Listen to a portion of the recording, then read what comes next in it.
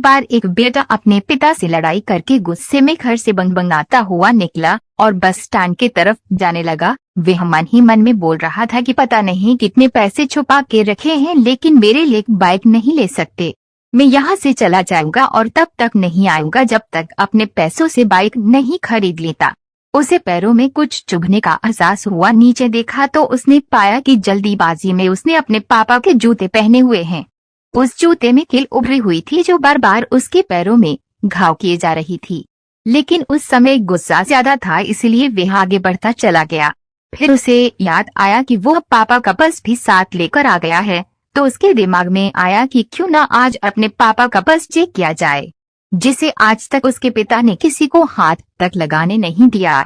जब उसने अपने पापा के पुराने पर्स को खोला तो उसमें पैसे तो नहीं निकले, लेकिन पैसों की जगह एक डायरी रखी हुई थी। उसने सोचा कि यहाँ पर खजाना छुपा रखा है, जरूर इस डायरी में लिखा होगा कि कस से कितने पैसे लेने हैं या फिर कस को कितने पैसे पिताजी ने दिए हैं।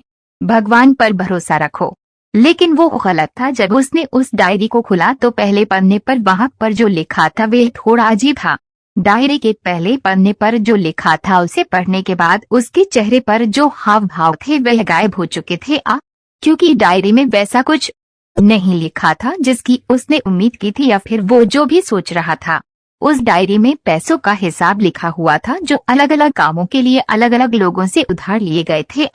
उस सूची में कंप्यूटर के लिए पैसे लिए हुए थे, जो कि इस प्रकार लिखा हुआ था 50,000 बेटे के कंप्यूटर के लिए। वो वही कंप्यूटर था जिसे वह आज तक इस्तेमाल करता आ रहा है, लेकिन उस बेटे को ये नहीं पता था कि उस कंप्यूटर को खरीदने के लिए पैसे कहाँ से आए थे।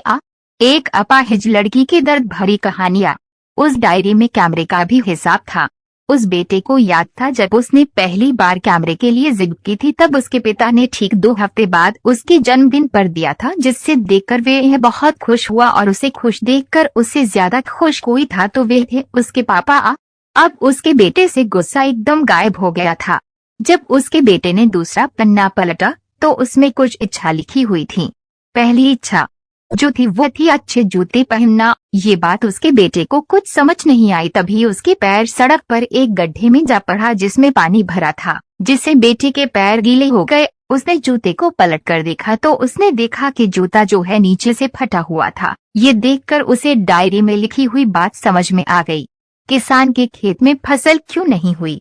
तभी उसे उसके माँ बाप की बात याद आई। माँ हमेशा ये बोलती थी कि अब तो नए जूते ले लो, लेकिन पिता हमेशा बोलते थे कि नहीं, अभी कुछ दिन और चलेगा। ये जूता कुछ दिन पहले ही तो लिए थे।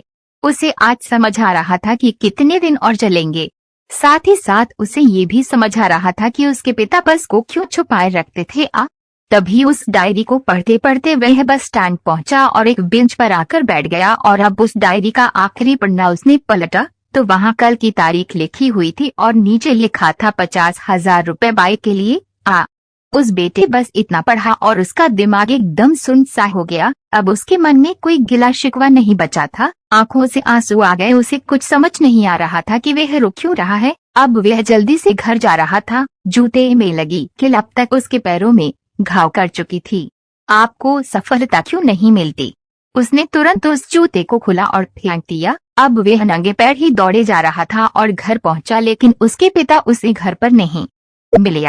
उसे समझ आ गया था कि उसके पिता कहाँ गए होंगे। वह सीधा बाजार की ओर भागा और पता नहीं उसमें इतनी ताकत कहाँ से आ गई थी कि वह भागते हुए थक नहीं रहा था। वह उस बाइक वाले की दुकान पर पहुंचा। उसके पिता वहीं थे। उसने अपने पिता को दौड़कर गले लगा लिया। उसकी आंखों से आंसू रुकने का नाम नहीं ले रहे थे। उसके पिता समझ नहीं पा रहे थे कि हो क्या है। उसने पिता से कहा कि पापा, मुझे मोटर बाइक नहीं चाहिए, आप अपने लिए जूते ले लीजिए। अब आज से मैं जो कुछ भी करूंगा वो अपने दम पर करूंगा, अपने मेहनत से करूंगा।